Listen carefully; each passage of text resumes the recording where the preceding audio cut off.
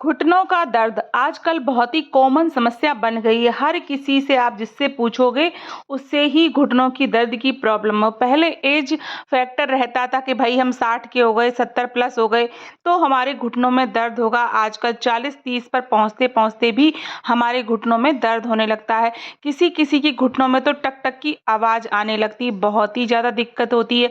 अगर हम कुछ ठंडा गर्म खा लें तो भी हमारे घुटनों में दर्द होता है। बहुत बड़ी समस्या है घुटनों की दर्द की। और किसी किसी के घुटनों में जो ग्रीस होता है घुटनों का, वो भी खत्म हो जाता है। बहुत सारे डॉक्टरी ट्रीटमेंट हैं, हर कोई ले पाता है, कोई नहीं ले पाता है।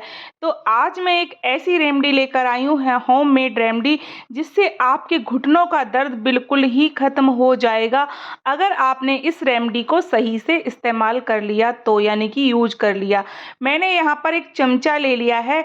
इसमें सिर्फ मैं तड़का का ही काम करती हूँ, इसलिए ब्लैक हो गया है, काला पड़ गया है। यहाँ पर मैंने ले लिया मस्टर्ड ऑयल, यानी कि सरसों का तेल। वो भी मेरे घर का प्योर सरसों का तेल है। सरसों का तेल सबसे बेस्ट होता है। उसके बाद मैंने लिया है एक अदरक का टुकड़ा, यानी कि जिंजर। ये गुणों से भरपूर है। इसके अंदर इतने सारे गुण हैं कि हम बता ही नहीं सकते, बहुत ज़्यादा। ये जब हम घुटनों पर लगाते हैं ना तो हमारे घुटनों में बहुत ज़्यादा राहत मिलती है। सर्दी जुकाम होने पर भी हम इसका यूज़ करते हैं। बहुत सी अनेक बीमारियों में इसका इस्तेमाल होता है। पर डे चाय में भी इसका यूज़ लोग करते हैं। सर्दी जुकाम में भी बहुत राहत मिलती है। अब हमने इसका जो कद्दूकस करने के बाद इसका जो रस है उसको हमने एक खाली कटोरी में निकाल लिया है। इसी तरह से आपको वीडियो फुल वॉच करना है, तभी आपको चीज़ें समझ में आएंगी, वरना आप आधी अधूरी वीडियो देखकर चले जाओगे तो आपका कुछ भी भला नहीं होने वाला है। ठीक है, अब हम इसको कर देते हैं अलग। हमने ये रस निकाल लिया। अब हमें लेनी है लहसुन की कुछ कलियां। लहसुन भाई, ये मेरी दादी का बताया हुआ नुस्खा है। करीब करीब 90 साल की हैं, उनके घुटनों में अभी तक कोई दर्द नहीं होता है। और मेरी मम्मी अभी 55 के करीब हैं, उनके बहुत ज़्यादा घुटनों में दर्द रहता है। वो उठने बैठने में भी उनको दिक्कत रहती है। तो दादी ने मुझे बताया तो मैंने सोचा क्यों ना आप लोगों के पास साथ भी ये रेमेडी शेयर की जाए। उधर मैंने लहसुन को भी कूट लिया था। अब मैंने यहाँ पर गैस को कर दिया ऑन। सरसों का तेल जो था वो मैंने इस गैस पर गर्म होने के लिए रख दिया है। जब हमारा सरसों का तेल हल्के हल्के बबल देने लगे, यानी कि खूब गर्म हो जाए, उसके बाद जो हमारी लहसुन की कलियां थी वो हमने इसमें डाल दी हैं। अब हमें करना क्या है, अगली चीज़ की करनी है तैयारी। लहसुन की कलियां जो है जलने की, इसमें डालना है हमें थोड़ा हल्दी पाउडर। हमने इसमें नमक पाउडर भी डाला है, लेकिन वो शायद स्किप हो गया, मैंने आप लोगों को दिखा नहीं पाया है। हल्दी हमारी घुटनों पर या कहीं भी सूजन वगैरह वाली जगह पर जब आप लगाते हैं या मोच आ जाए तो हल्दी जो ना अंदर से हड्डियों तक का जो दर्द होता है वो निकाल देता है। बहुत ज़्यादा हल्दी एंटीबायोटिक होती है। उसके बाद हमने यहाँ पर कुछ मेथी दाना ले लिए हैं। बहुत ज़्यादा नहीं लेना है क्योंकि इस टाइम गर्मी बहुत ज़्यादा है, तो मेथी दाना गर्म करेगा, इसलिए आपको थोड़ी ही क्वांटिटी में मेथी दाना लेना है। उसके बाद हमने लिए यहाँ पर कलौंजी। अभी मैं ये थोड़ा सा आपको बना कर दिखा रही हूँ। अगर आपको इसको 7 दिन के लिए स्टोर करना है या ज़्यादा दिन के लिए स्टोर करना है तो आप इसको भरकर भी रख सकते हैं। ये कम से कम महीनों भर तक आराम से चल सकता है। मैं सिर्फ थोड़ा ही बना रही हूँ क्योंकि मेरे पास ये ऑलरेडी बना हुआ रखा है। ठीक है, तो यहाँ पर मैंने कलौंजी भी डाल दिया है इसमें। अब जो हमारा अदरक का रस निकला रखा था वो भी मैंने इसमें डाल दिया। इसमें पानी था इसलिए ये ऐसे होने लगा। अब देखिए जो हमारा तेल था वो एकदम गर्म, यानी कि काला हो गया है। और जब तक ये सारी चीज़ें आपस में अच्छे से पकेंगी नहीं, इतना पकाना है कि ये जो बिल्कुल काला हो जाए। देखिए अब हम इसको ठंडा होने के लिए छोड़ देंगे। चलते हैं अपने सेकंड स्टेप की तरफ कि हमें करना क्या है। मैंने यहाँ पर एक तवा ले लिया, तवे को हल्का गर्म कर लेंगे। उसके बाद आपको जो चीज़ लेनी है वो चीज़ अगर आप नहीं लगाएंगे तो आपकी रेमेडी बिल्कुल पूरी नहीं होगी। थोड़ी सी हमने यहाँ पर फिटकरी ले ली है। फिटकरी को हमें हल्का सा पकाना है, यानी कि भूनना है, ज़्यादा नहीं करना है, बहुत ज़्यादा। हल्का सा ये गर्म हो जाए, बबल टाइप का छोड़ दे। उसके बाद हमें ठंडे होने का वेट करना है। फिर हमें क्या करना है कि घुटनों में देखिए आप दर्द, मेरे भी भाई घुटनों में कभी कभी दर्द होने लगता है, कभी कभी तबीयत खराब हो जाए या वैसे मुझे भी घुटनों की बहुत प्रॉब्लम रहती है।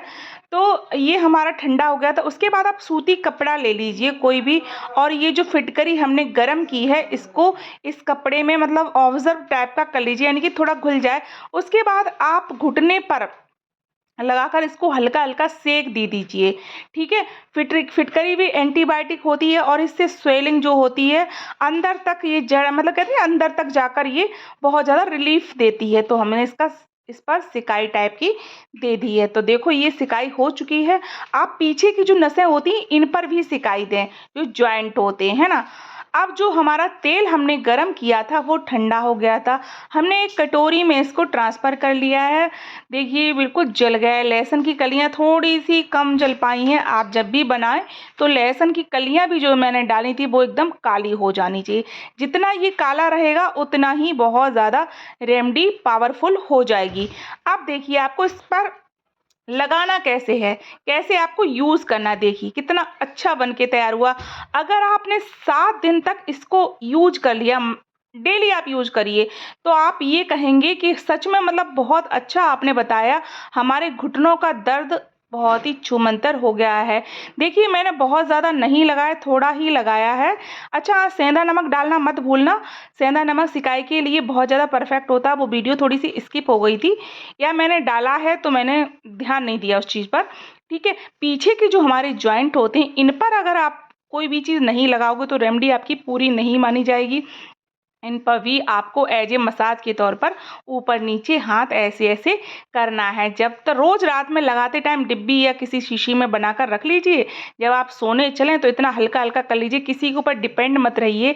इतना तो अपने मतलब कहते नहीं, अपने शरीर को अगर हमें स्वस्थ रखना है तो कुछ चीज़ें हमें करनी ही होगी। डॉक्टर के पास जाने से बचें, कम से कम डॉक्टर के पास जाने की कोशिश करें।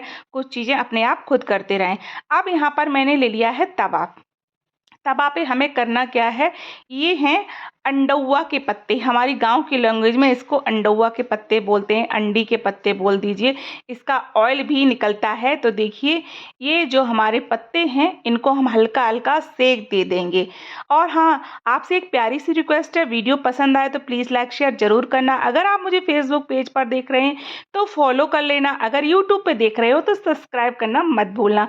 वीडियो पसंद आए तो अच्छे-अच्छे कमेंट्स किया करो। देखिए ये मेरा हल्का-हल्का पीला पड़ गया है, मतलब पहले ग्रीन था यानी कि हरा था, अब ये पीला पड़ चुका है। तो इसके मतलब ये सिक चुका है बहुत अच्छे से। तो देखिएगा ये पक गया है। अब हम इस पर क्या करने वाले हैं, जो हमने ऑयल बनाया था वो हम इस पर हल्का-हल्का रफ़ कर देंगे, यानी कि लगा देंगे, ठीक है?